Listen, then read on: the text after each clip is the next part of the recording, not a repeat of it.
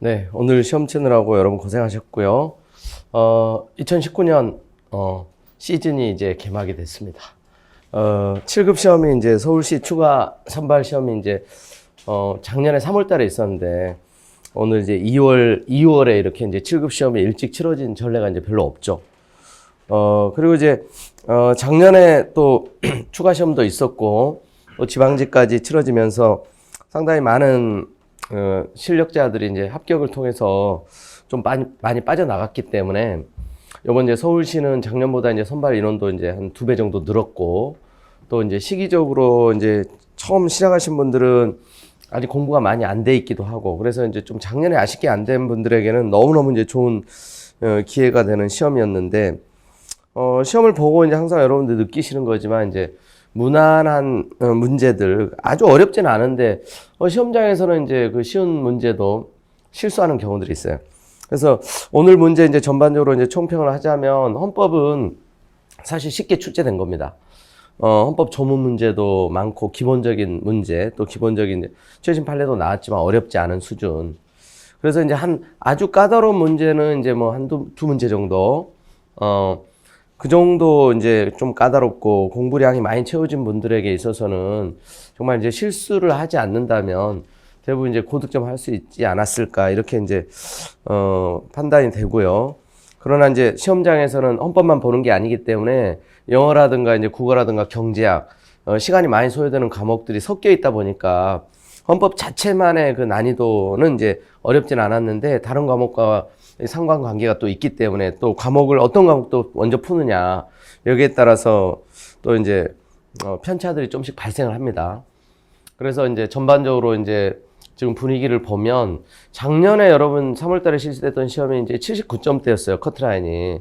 근데 이제 선발 인원 올해도 늘었고 이제 시험은 또 한 달 정도 더 일찍 시작했다는 거 이렇게 여러 가지 고려한다면 뭐 작년 수준 전후가 이제 커트라인이 되지 않을까 이렇게 조심스럽게 이제 전망을 해보고요.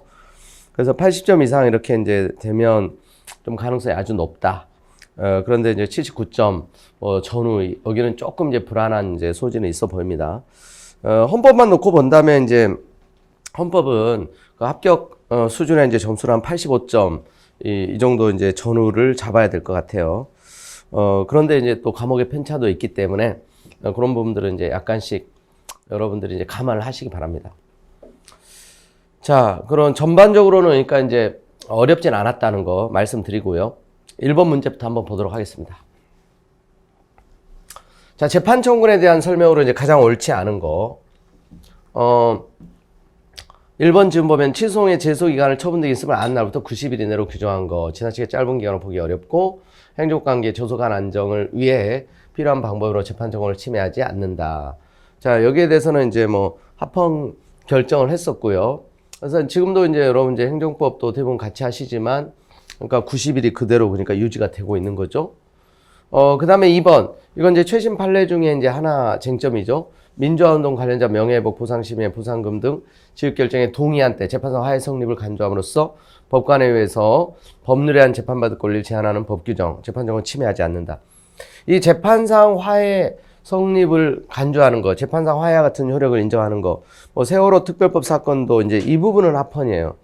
과거에 이제 오래된 판례 중에 국가배상 심의에 배상 결정에 동의했을 때 재판상 화해와 같은 효력을 인정하는 거, 그거 이제 위헌 결정 하나 한 거 있고요. 특수임무 수행자 보상 결정에 동의했을 때 재판상 화해와 같은 효력을 인정한 것도 그렇고, 기본적으로 이제 합헌이다. 아시겠죠? 자, 정답은 이제 이 3번 지문이에요. DNA 감식 치료 채취 영장 발부 과정에서 형이 확정된 채취 대상자에게 자신의 의견을 밝히거나 또 영장 발부 후 이 불복할 수 있는 절차 등에 관하여 규정하지 않은 것은 이 재판 청구권을 침해하지 않는다. 그런데 이게 이제 재판 청구를 침해하는 최근 판례죠, 이게. 그래서 이제 꼭 알아두셔야 되는 판례. 그러니까 이 DNA 감식 치료 이 채취 이 자체는 이 제도 자체는 위헌이 아닌데 이제 그 과정에서 자신의 의견을 밝히거나 이제 영장 발부 후에 불복할 수 있는 이제 절차를 따로 규정하지 않은 거, 이거는 이제 재판 청구권 침해라고 봤습니다. 자, 우리 최신 판례 이제 또 우리 설날 특강에서 이제 점검하기 위해서 또 이제 중요한 판례 체크를 했는데 그때 이제 이 판례를 특별히 강조해 드렸었어요. 그래서 이제 공부 많이 한 친구 중에도 이제 설날 특강 이제 4시간을 했었는데 이거 확실하게 하나 건진 것 같다. 그 친구가 이제 그런 얘기를 하고 갔었는데, 왜냐하면 이제 기존에 이제 그 DNA 감식 시료와 관련된 건 다 펀이다. 그냥 이렇게만 막연히 정리하고 있었는데 이걸 간과할 뻔 했다는 거죠. 제가 이제 혹시 그날 뭐 고향에 방문한다든가 이제 또 일 때문에 못 들은 친구들한테도 일부러 꼭 좀 한번 들으라고 했었어요. 그래서 이제 앞으로 시험도 마찬가지입니다. 이제 헌법은 반드시 최근 판례, 특히 위헌 불합치 결정은 꼭 체크를 하셔야 돼요. 그래서 이제 혹시 아직도 이제 그 최신 판례 체크 혹시 못 하신 분들이 있으면 우리 해커스 사이트 이제 무료 특강 거기 올라가 있으니까 자료도 있으니까 꼭 한번 확인을 해 주실 것을 부탁드립니다. 그러니까 이제 우리 앞으로 계속되는 이제 뭐 국회직 시험이라든가 또 국가직, 지방직 줄줄이 이제 예정돼 있지 않습니까?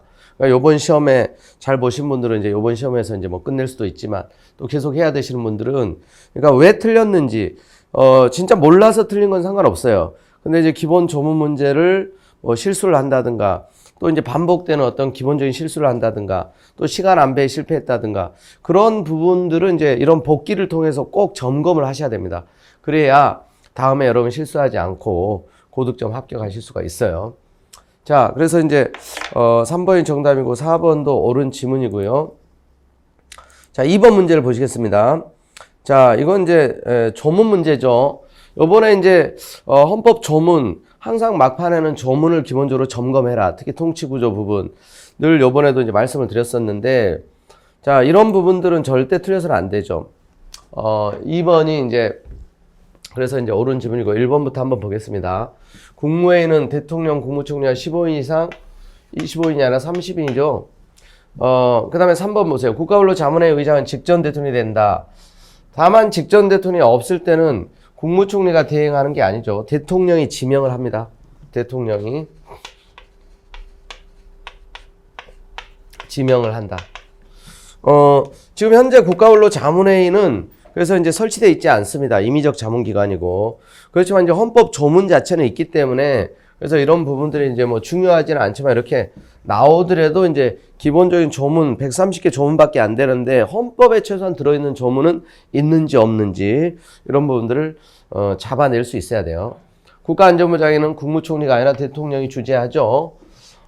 그리고 이제 2번 보세요. 뭐 이런 부분들이 좀 아리까리 할 수도 있겠어요. 그러나 국무회의 심의사항 또 반드시 알아야 되는 거죠, 이게. 임시의 집회를 요구할 때 헌법 개정안을 의결할 때 국민투표한 조약안 법률안 대통령령안까지 총리령안 불령안은 아니죠. 자, 그래서 이 문제는 뭐 이런 문제를 그러니까 실수해버리면 굉장히 치명적이다 이겁니다. 자, 그 다음에 3번 문제. 자, 사법권 독립에 대한 설명으로 이제 가장 옳지 않은 것은 여기도 근데 사실은 조문 문제예요. 자, 거기 이제 다 옳은 지문인데 거기 4번 지문을 보세요. 대법원장과 대법관이 아닌 법관은 자, 인사위원회 동의를 얻어 대법원장에 임명한다. 자, 누구죠? 대법관회의죠. 대법관회의. 대법관회의 동의를 얻어서. 대법원장과 대법관은 국회 동의를 얻어서 이제 대통령이 임명하는 거고, 그냥 법관은 대법관의 동의를 얻어서 대법원장 임명하죠. 헌법 조문이라고요. 그러니까 지금 다른 지문들도 그래서 이제 3번 지문도 원래 많이 나오던 거고, 그래서 이제 확실하게 이제 뭐 여러분들이 이제 이런 문제들은 근데 이제 실수를 하면 안 되는데 이 문제도 우리 이제 고수인 수강생인데 어려운 문제는 다 맞췄어요. 이 문제 틀린 친구가 이제 오늘 시험 끝나고 왔는데 이게 안 보였다는 거예요, 시험장에서. 그럴 수 있어요.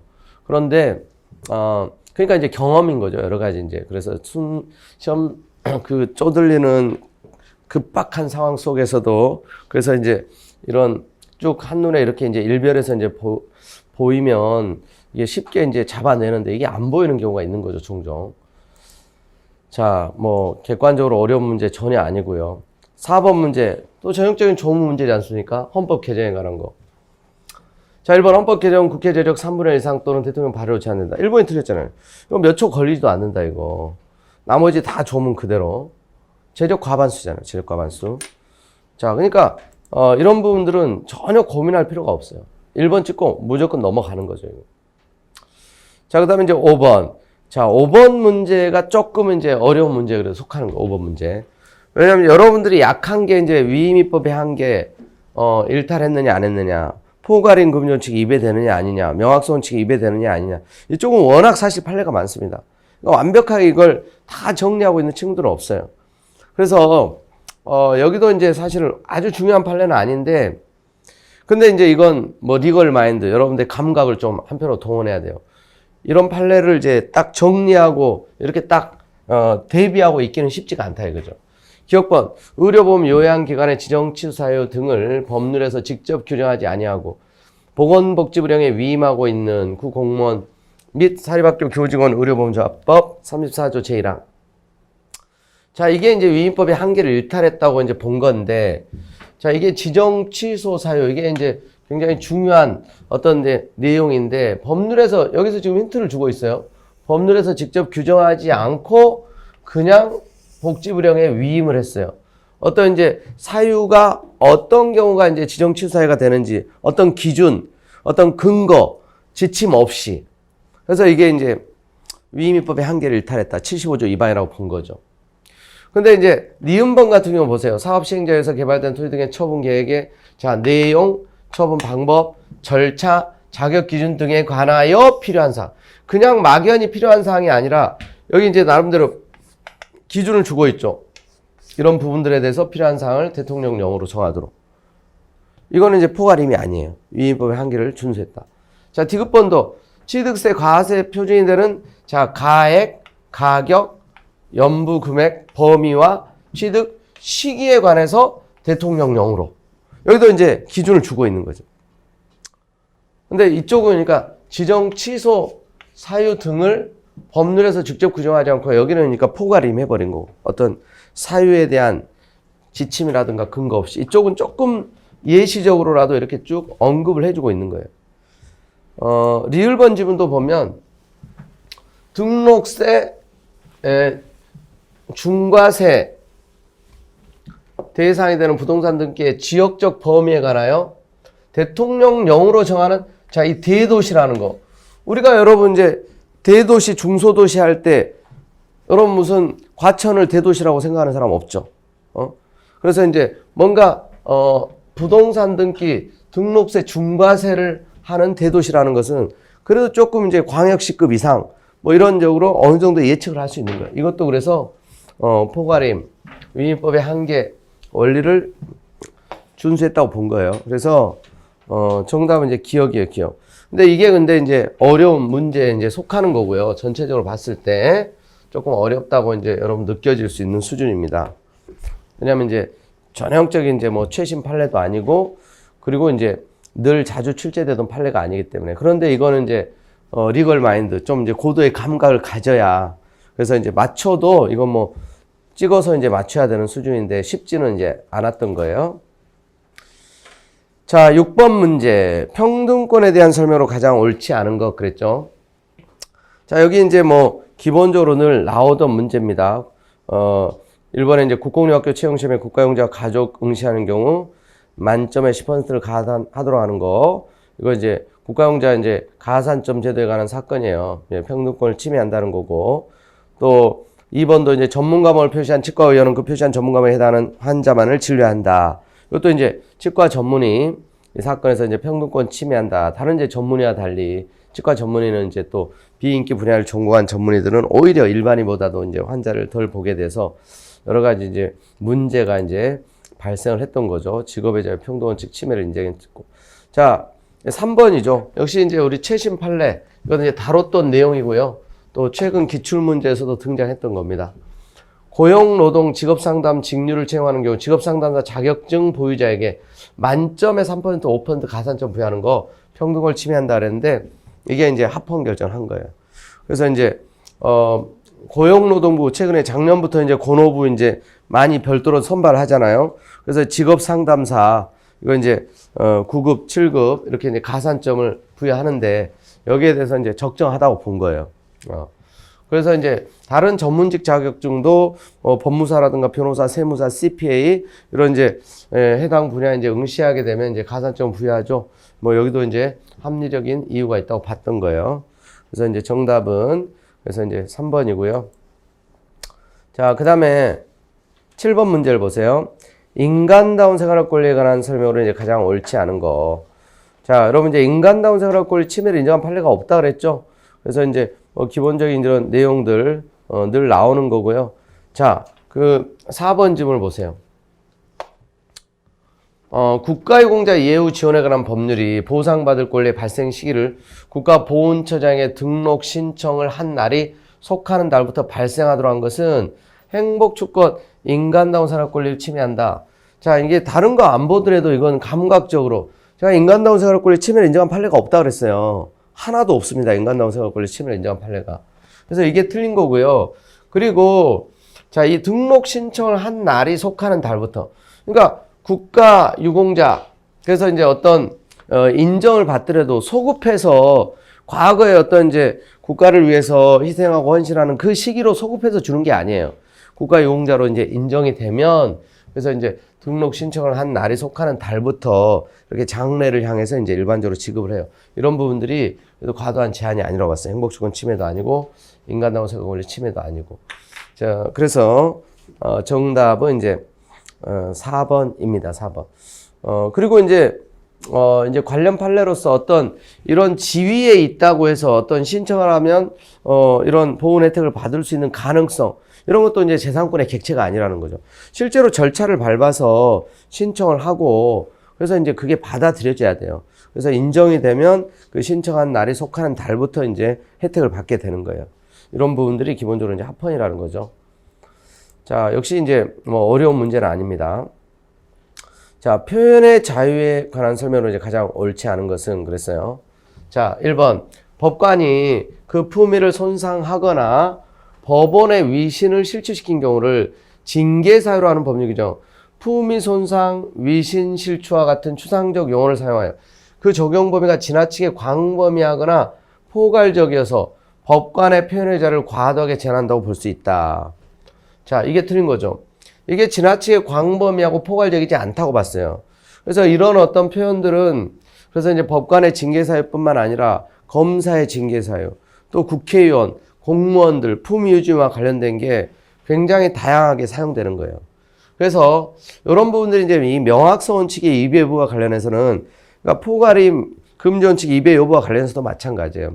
그래서 이제 모든 판례를 다 우리가 정리하고 있을 수는 없는데 주로 이제 위헌 결정한 거, 또 이제 불합치 결정한 거, 이런 것들 좀 주의 깊게 보시면 되고, 이런 부분들은 다 법관의 보충 해석을 통해서 그 의미 내용이 확정될 수 있다고 봐요.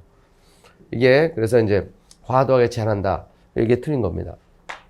자, 그 다음에 인터넷 게시판 설치 운영하는 정보통신 서비스 제공자에게 본인 확인 조치를 부과하는 법률 규정, 과잉금 조치에 비하여 인터넷 게시판 이용자의 표현의 자유를 침해한다. 자, 이거는 이제 인터넷 실명제, 본인 확인제, 위헌 결정한 이제 당연히 알아야 되는 판례인 거죠. 자, 그 다음에 다른 부분들 이제 옳은 지문이고요. 9번 대통령 당선의 지위와 권한에 대한 설명으로 가장 옳지 않은 거.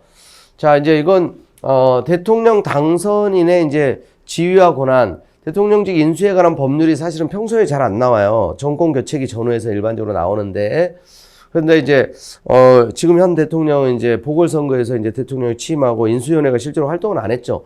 그러나 이제 이건 기본적인 내용이에요. 이런 부분들이 어렵진 또 않고, 그래서 이제 기출문제 수준이고요. 거기 이제 1번 좀 보면 당선인은 대통령 임기 시작 전에 국회 인사청문 절차를 거치게 하기 위해서 국무총리, 국무위원 후보자를 지명할 수 있죠. 당선의 지위에서. 2번 보세요. 대통령 선결과 대통령 당선이 확정되는 대통령 취임시까지 대통령 당선의 법적 지위에 관한 헌법과 법률상 규정이 없다 그랬는데, 자, 헌법에는 사실 없죠. 근데 법률에 있잖아요, 법률. 대통령직 인수에 관한 법률. 요 1번 지문 이런 내용이 이 법에서 규정한 거죠. 그리고 2번 이제 틀린 거고, 거기 보면 3번, 4번 지문도 마찬가지예요. 요런 내용을 지금 정하는 법이 바로 대통령직 인수에 관한 법이란 말이에요. 힌트를 다 주고 있잖아요. 근데 이런 내용을 잘못 읽어버리면 헌법에는 없지만 법률에는 있단 말이에요. 아시겠죠? 자, 이런 내용을 법에서 정하고 있단 말이에요. 인수위원회 위원장 1명, 부위원장 1명, 입사명 이내 위원, 당선인 임명하고, 명예직이고, 이런. 그래서 취임 준비하고, 업무 파악하고, 이런 일들을 한다. 그리고 이런 당선인의 지위에 대해서 정한 법이란 말이에요. 아시겠죠? 자, 이것도 그러니까 어려운 문제는 아니야. 이런 부분들이. 그 다음에 10번. 대한민국 국적에 관한 설명으로 이제 가장 옳지 않은 거. 자, 국적법이 최근에 좀 개정됐다 그랬죠. 그래서 이거 이제 직전에 실시됐던 합격 예측 모의고사 문제에서도 제가 출제를 했었어요. 그리고 이건 틀려서는 안 돼. 왜냐? 일반계에 관한 기본적인 요건을 물어본 거니까. 자, 거기 보시면 이제, 2번 질문을 보세요. 일반계와는 대한민국에 영주할 수 있는 체류학을 가지고. 이런 부분들이 이제 예전에 없는데 이제 새로 들어간 거예요. 일반계 요건. 근데 3년. 일반계가 몇 년이죠? 5년이잖아요. 5년. 5년 이상. 3년은 간이기하에서, 그래서 이제, 혼인한 지 3년 이상 경과됐으면 국내에서 이제 1년만. 3년 이상 경과 안 됐으면 2년. 그리고 이제, 혼인에 의한 그거는 이제 3년, 2년, 1년 이게 적용되고. 그 다음에 이제 기타 이제 간이기하가 이제 3년 이상인 거죠. 자, 그래서 이게 이제 5년이 틀린 거예요. 5년이. 근데 이제 영주할 수 있는 체류학을 가지고 있을 것. 이게 이제 예전에는 없었는데 그게 들어갔어요. 그게. 아시겠죠? 일반계 요건으로서 영주할 수 있는 체류학을 가져야 된다. 그래서 그 부분도 혹시 이제 뭐 아직 여러분들이 이제 이걸 체크를 안 했다면 국적법은 우리 이제 카페에도 그렇고 이제 우리 최근에 이제 그 합격 예측 모의고사에서도 이 개정된 내용을 중심으로 이제 문제를 일부러 이제 출제를 하고 또 이제 개정된 전문을 이제 우리 같이 소통하는 또 카페도 있잖아요. 거기도 전문도 이제 올려놓고 이전에 그랬었었죠. 당연히 이제 뭐 개정된 새 교재를 가지고 있는 분들은 이 부분들 이제 반영된 걸 들으셨고 그리고 공부를 오랫동안 해오고 또 새롭게 개정된 걸 몰라도 요거 하나, 이거 하나면 이제 잡아낼 수가 있는 거죠, 사실은. 3년이라는 거. 국적법은 이 숫자가 중요하다 그랬잖아요. 5년, 3년, 2년, 1년, 숫자. 그런 부분들이 포인트. 근데 이제 이런 부분들을 뭐 이제, 고수라도 실수를 할 수는 있다. 아시겠죠? 나머지 뭐 이제 기본적인 내용들입니다. 자, 넘어가시고요. 11번. 언론 출판의 자유에 대한 설명으로 가장 옳지 않은 거.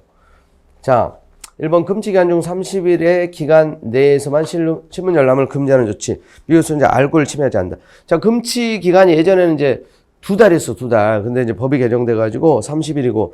그러니까 금치 처분을 받은 금치 기간 중에 뭐 신문 열람, 또 여러 가지 이제 서신, 접견 이런 제한들, TV 시청 제한, 또 공동 집회 참석 제한 이런 것들은 기본적으로 합헌이죠.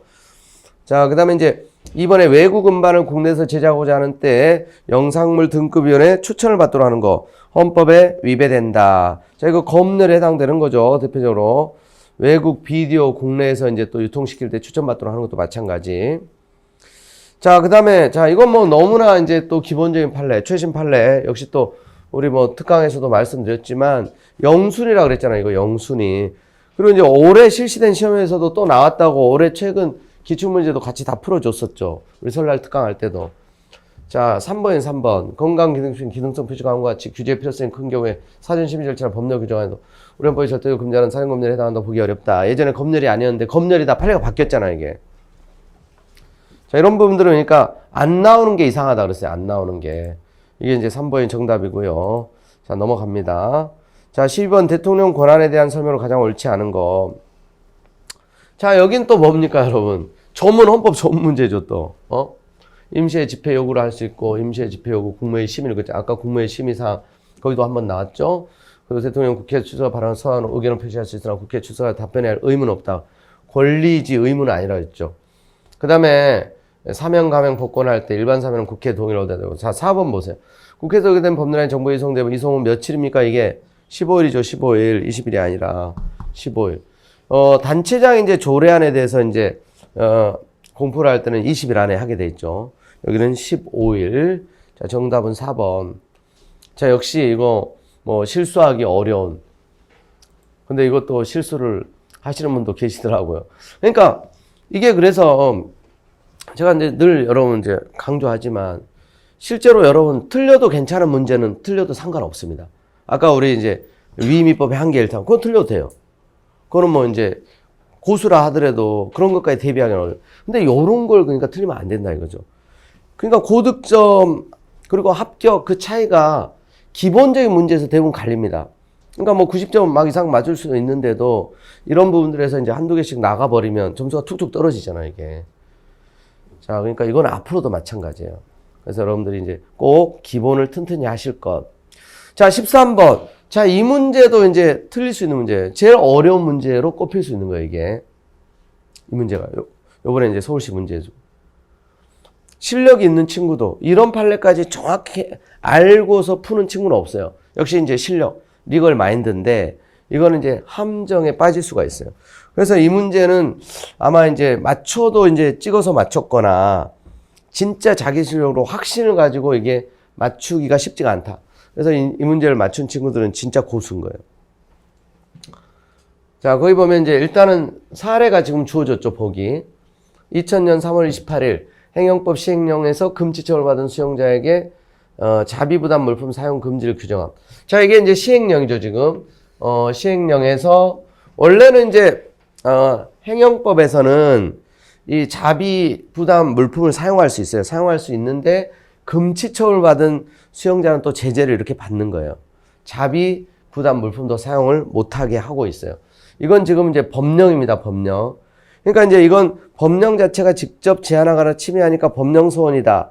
그러니까 요걸 기준으로 이제 헌법소원 추구기간 기산점을 이제 또 잡은 친구들이 있을 거예요. 근데 이거는 이제 근거이지 이 자체가 아니에요. 여기에 근거해서 이렇게 사용을 금지하는 거. 거기에 이제 법령에 해당되는 행위가 발생했을 때 사실 이게 기준이야, 이게. 자, 2001년 3월 16일 갑이 구치소에서 금지 처분을 받아 징벌실에 수용되어 이 시행령의 근거에서 이제 자비부담 물품인 담요 사용이 금지된 거예요. 실제로 이제 제한을 받게 된 거죠. 그 법령에 규정된 내용에 따라서. 아시겠죠? 자, 그 다음에 2001년 4월 18일 갑이 징역 3년을 선고받아 대법원에서 형이 확정됐고, 이거는 이제 미결수 일대고 이제 확정이 됐다는 거예요. 같은 구에서 형집행이 시작됐다. 어찌됐건 이제 제한은 여기서부터 시작된 거예요. 이건 뭐 고려 대상이 아니야, 일단. 그 다음에 2004년 2월 26일 갑이 구치소에서 금지처분을 받아 징벌실에 수용되어 자비부담 물품인 담요 사용. 또 이제 두 번째 또 금지를 당한 거예요.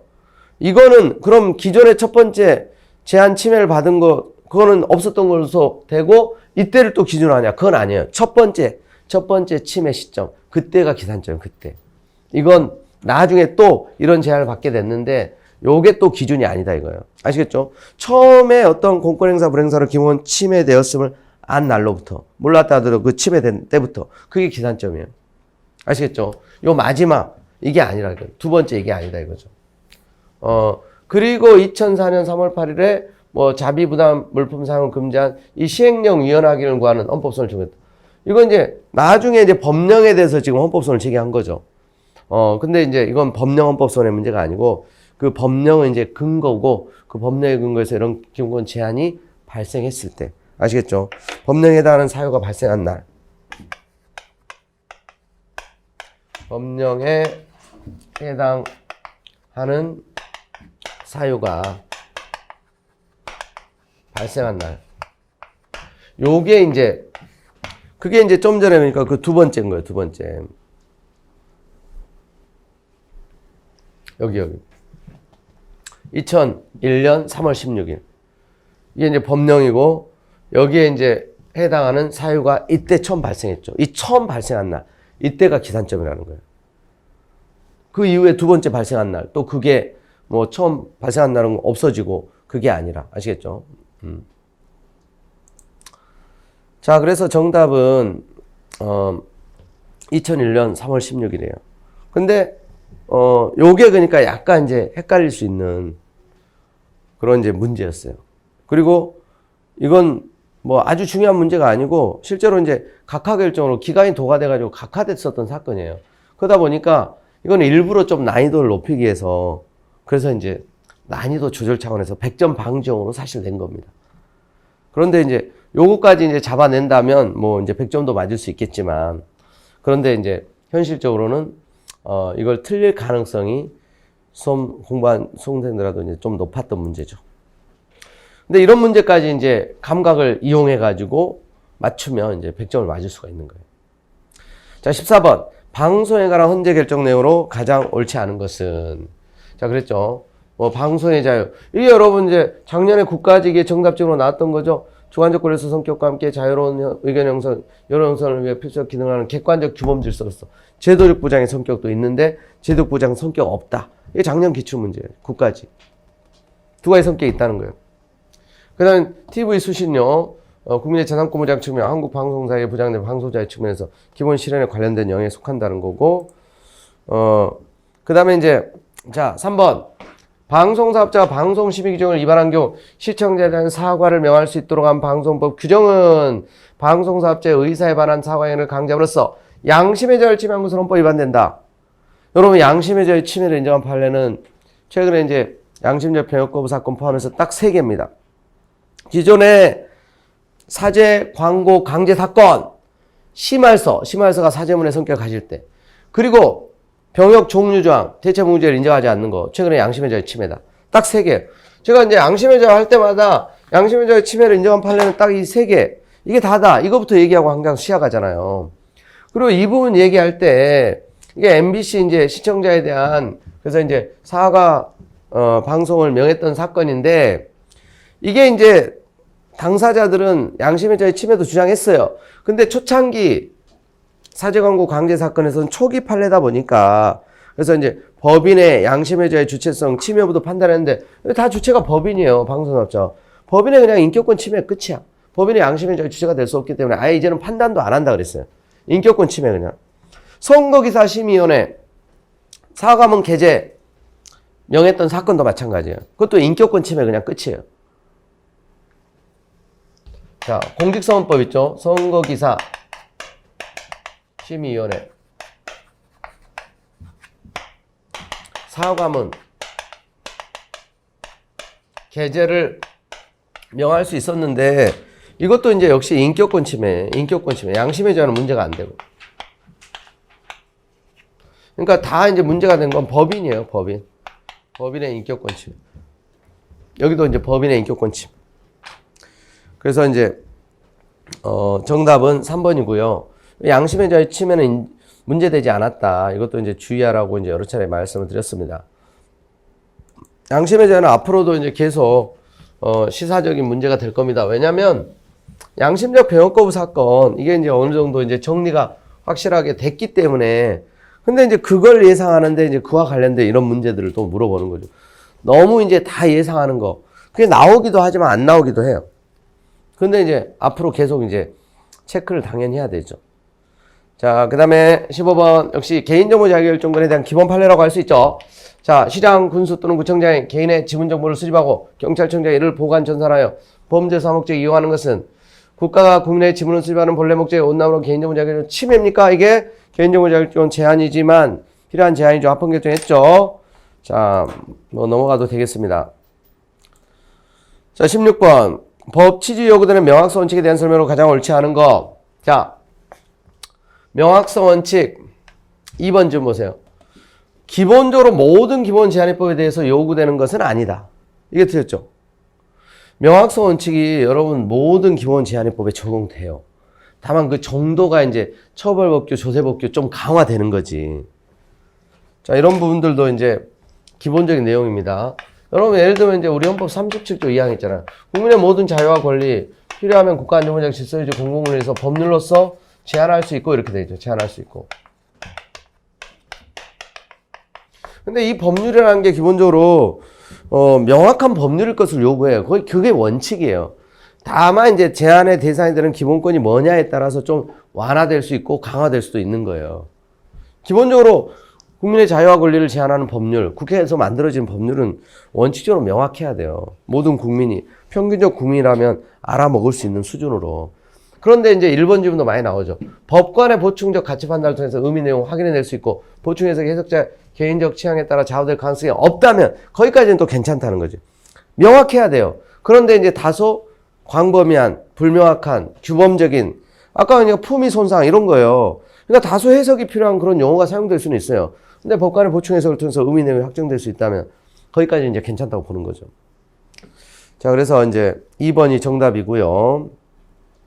그래서 이제 그 4번 지문이 이렇게 나오잖아요. 규율 대상이 극히 다양하고 수시로 변화하는 이런 것이면 완화된다는 거 완화돼. 그런 게 좀 완화될 수 있다. 근데 이제 국민의 중요한 기본권, 형벌을 부과하는 거, 신체유지할자는 처벌법규, 조세법규는 강화되고, 수익적인 거, 급부적인 거, 그런 건 좀 이제 완화되고, 이렇게 지극히 다양하고 수시로 변화할 수 있는, 또 전문적, 기술적인, 뭐 이런 것들은 좀 완화될 수 있고, 그런 거죠. 자, 그 다음에 17번 문제 봅니다. 자, 국회에 관한 설명으로 가장 옳지 않은 것은 그랬어요. 자, 여기도 이제 기본적인 조문 문제죠, 여러분. 그 4번 지금 보세요. 대통령이 임시의 집회를 요구할 때. 근데 이상하게 오늘 임시에 이게 세 문제나 걸쳐서 나와 있어요. 그러니까 이건 사실 좋은 출제가 아니에요. 성의가 좀 없는 거. 아니, 뭐 임시의 집회 요구, 아까도 국무회의 심의사항도 있고 막 계속 나오잖아요. 이게 중요한 것도 아닌데, 출제자들이 그러니까 이제 이런 걸 정확하게, 다양하게 그러니까 그 중요한 게 많은데, 이 20문제를 선별하는데, 이런 중요한 시험에서 이게 계속 지금 반복해서 나오죠. 임시의 집회 요구할 때 기간 집회 요구 이유를 명시해야 되잖아요. 명시. 그러니 임시국회 소집을 할 때 국무회의 심의 사항이기도 하고 아까도 나오던데 그죠? 이게 틀린 거죠. 이거 기본적인 조문 문제. 다 기본적인 조문 문제. 헌법 49조.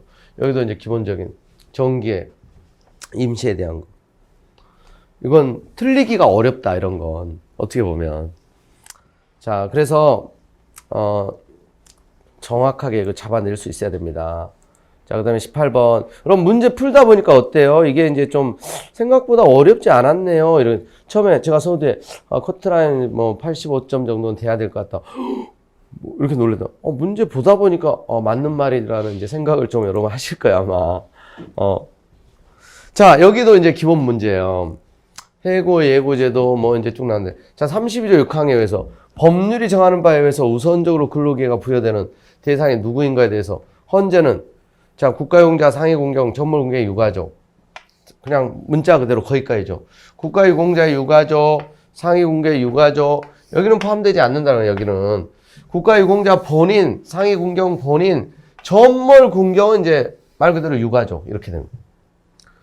국가유공자 가족에게까지 그래서 10% 가산 좀 주는 거 헌법적 근거 없다.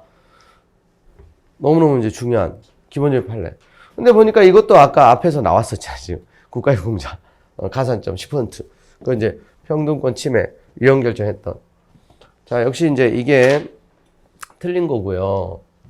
자, 이런 부분들 지금 잡아내셔야 된다 이거죠. 이런 부분들. 뭐 1번, 2번, 3번 뭐 이런 지문들 때문에 이런 건 현혹될 이유가 전혀 없다. 너무나 확실하게 틀린. 자, 19번 문제 봅니다. 의무교육에 대한 설명을 가장 옳지 않은 거. 자, 여기도 보세요. 중학생 학부모 이제 급식비 부담했던 사건이잖아요. 자, 의무교육 무상에 보면은 교육의 기후 등을 실현하기 위해 필수 불가결한 비용을 말하므로 단순한 영양 공급 차원을 넘어 교육적 성격을 가지는 학교 급식은 무상의 의무교육 내용에 포함된다. 그랬는데, 자, 이거죠. 포인트. 학교 급식비 학부모에 부담하는 거. 이게 당연히 만약에 필수 불가결한 비용이고 여기에 포함된다면 학부모에게 부담시키는 게 위헌이 되는 거예요. 근데 헌재가 뭐라고 그랬어요? 합헌이라고 그랬죠. 필수 불가결한 당연히 포함돼야 되는 무상의 의무교육 내용에 포함되지 않는다고 봤어요. 근데 이제 교사들의 인건비라든가 인프라, 학교 건물, 시설, 입학, 수업료라든가 이런 것들은 다 무상의 범위에 들어간다고 봤어요. 그리고 이제 이건 이제 급식비 사건 말고 학교 운영 지원비 사건 있죠. 학교 운영 지원비를 학부모들에게 부담시키는 거. 자, 이건 무상성에 반한다고 봤죠, 이건. 이거는 그래서 위헌 결정. 이건 학부모에게 부담시켜서는 안 된다고 봤어요. 이거는 이제 위헌 결정했어요. 그래서 이제 교육에 관한 이제 그 기본적인 판례들이죠, 이거 반드시 알아야 되는. 자, 그래서 뭐 2번 지문 여기 나와 있잖아요. 수업료, 입학금 면제, 학교 교사 인적 물적 기반 그 기반을 유지하는 인건비, 시설 유지비, 신규시설 투자비 이런 재원 마련 비용은 무상의 범위에 이건 포함돼요. 근데 급식비는 포함되지 않는다. 자, 역시 어려운 문제 아니에요. 자, 넘어가시고요. 거기 이제 3번 지문에 학교 운영 지원비 나오죠. 운영상 교원 연구비와 같은 교사 인건비 일부와 학교 회계 직원의 인건비 일부 등 의무교육 과정 인적 기반을 유지하기 위한 비용을 충당하는 데 사용되어 있으므로 의무교육 무상의 범위에 이건 이제 포함돼야 된다는 거. 이건 이제 맞고 이걸 학부모에 부담하는 거는 무상성에 반한다. 그래서 이제 위헌 결정했다는 거고요. 자, 그다음에 20번. 이거 이제 문제 외형만 보고 이거 뭐냐 이렇게 전혀 이거 어려운 문제 아니에요. 근데 이제 문제는 뭐냐면 여러분들이 차분하게 보면 쉬운데 시간에 쫓기다 보면 이런 게 이제 실수할 수가 있는 시간에 쫓기다 보면. 그래서 여러분 이제 시험이라는 건 굉장히 복합적으로 여러분의 실력을 테스트하는 여러분의 그 담력. 그러니까 우왕청심환 먹고 들어간 친구들도 많잖아요. 떨리는 것 때문에. 그래서 계속 여러분 또 실패하는 거 두려워하지 말고 계속 들어가셔야 돼요. 그래서 좀 배심을 키워야 돼. 그래서 시간, 쉬운 건 쉽게 딱 치고 풀고. 그래서 20분 안에 이거 충분히 헌법을 20분 다 쓰면 절대 안 돼요. 지금 이런 문제, 쉬운 문제는 딱 몇 초 만에 진짜 풀고. 그리고 이런 부분들도 차분하게 읽으면 너무나 쉬운 문제예요. 그리고 자 봅시다. 국회의장으로부터 정기국회 본회의 의사진행을 위임받은 국회 부의장. 본회의를 개의하고 2011년도 예산을 상정한 후 예상예산 특별위원장으로 하여금 심사보고를 하도록 하였다. 예상예산 특별위원장은 예산에 대한 제안 설명 단말기에 있는 것을 대체하고 예상예산 특별위원 심사위원 단말기에 기재되어 있는 것을 참고해야 하는 심사보고를 했다. 그 후에 부의장이 예산에 대한 표결을 실시하여 재석 166명 중 찬성 165인. 그러니까 이제 제적과반 수석에 추적과반 찬성했네요. 가결돼서 선포했다. 이에 대해서 누가 지금 이제 뭐 국회의원이 이제 딱 분위기 보니까 이제 국회의장이 위임을 받은 국회부의장이 사건 예산을 상정할 투표시하고 가결 선반에게는 자신의 예산에 대한 뭐겠어요? 심의권, 표결권 이런 거죠. 침해한 것이라고 주장하면서 누구를 상대로 무슨 심판을 국회의원이 이건 이제 포인트가 하나가 이제 지금 의사진행 국회 부의장이 임받았는데 국회의장을 상대로 해야 돼요. 국회의장이 아니라 실제로 부의장이 살을 받다 하더라도 날치기 사건 이런 사례들. 야당 의원들이 그래서 이제 뭐 폐지된다든가 어떤 시민표결권 침해를 다투고 이럴 때는 그러니까 국회의장을 피청구를 해서 권한쟁의 심판이죠. 권한쟁의. 자 이게 거기 이제 지문에 보면 뭐 이게 헌법소원이겠어요? 위헌법률 심판이겠어요? 권한쟁의 심판. 그 지문만 봐도 딱 이제 각이 나오는 거지 이게. 그죠? 거기 보면 자 여기 헌법소 탈락, 위헌법률 심판 탈락이야 이거. 거기만 봐도. 부의장이 아니야. 국회의장이야. 그럼 답 나오는 거지 그냥. 국회의원 갑이 시민표결권. 아시겠죠? 근데 이게 시간이 없으면 이런 것도 못 푼다니까요. 시간이 없으면. 시간에 후달려 보면 찍어버린 거 이거. 시간을 가지고 차분하게 보면 전혀 어려운 문제가 아닌데 문의만 어려운 문제지 문의만. 그죠? 자 그래서 결론적으로 우리 이제 다 모든 문제를 보니까 어때요? 그쵸? 85점 정도는 맞아야 될 것 같잖아요. 하나 정도 실수한다 쳐도, 한 두 문제 좀 어려운 걸 실수한다 쳐도. 그런데 여러분 합격생들의 점수가 다 그렇게 나오지 않아요. 80점 맞고도 합격하는 사람이 나오고요. 75점 맞고도 합격하는 사람이 나옵니다. 왜냐하면 다른 과목의 관계에서. 근데 헌법을 100점 맞고도 떨어질 수가 있어요. 왜? 영어나 국어, 경제학에서 실패해버리면. 그러니까 균형 있게 잘해야 된다는 거고, 헌법만 냉정하게 봤을 때 85점 정도는 이런 걸 맞아줘야 된다는 겁니다. 그래야 최소한의, 그래서 이제 합격에 대한 지지선이 되는 거예요, 그게. 요번에 근데 객관적으로 제가 이제 다른 과목에 대해서는 뭐라고 이제 평가를 하기 그렇지만, 영어 이제 일반적으로 이제 시간 많이 걸리고 어렵단 말이에요. 또 이제 7급 수험생들이 뭐 국가직 위주로 많이 하다 보니까 영어가 약한 경우가 많고 상대적으로 토익 점수가 있어도 경제는 기본적으로 여러분 쉽게 나와도 시간이 많이 걸리는 과목이야, 경제. 그리고 이번에 행정학도 까다롭다고 제가 얘기를 들었어요, 행정학. 국어, 그것도 시간 걸리고 만만치 않아요. 그러다 보니까 실제로 제가 이제 행정법은 나중에 또 이제 해설을 하겠지만은 행정법도 이제 무난하게 나왔어요. 그런데 이제 전체가 이렇게 이제 쭉 평가를 받는 거지 않습니까? 자, 어찌됐건 너무너무 여러분들 시험 치느라고 고생하셨고요. 그리고 이제 명심하실 게 바로 이거예요. 늘 아주 새롭지 않다는 겁니다. 기존에 늘 나오던 스타일이 또 나오고 또 나오고 반복된다는 사실입니다. 헌법 조문 너무나 여러분들 기본이라고 소홀히 할 수가 있어요. 고수일수록. 근데 헌법 조문에서 엄청 많이 나오고 있지 않습니까? 그리고 최신 판례도 나오죠. 고르게 이렇게 나온다. 전형적인 문제들이 대부분이다. 그렇다면 너무 지엽적인 거 신경 쓰지 말고 우리 좀 전에 이제 지엽적인 거 한 두 문제 있었는데 그런 걸 맞추기 위한 공부를 할 필요가 없는 거예요. 기본에 맞춰서 하시라는 거예요. 그러면 응용력도 생기고 여유도 생긴다는 거예요. 아시겠죠? 자, 올해 이번 시험에 혹시 좋은 결과 아니어도 올해 안에 여러분 반드시 잘 될 거예요. 자신감 가지시고 열심히 하시기 바랍니다. 수고하셨습니다.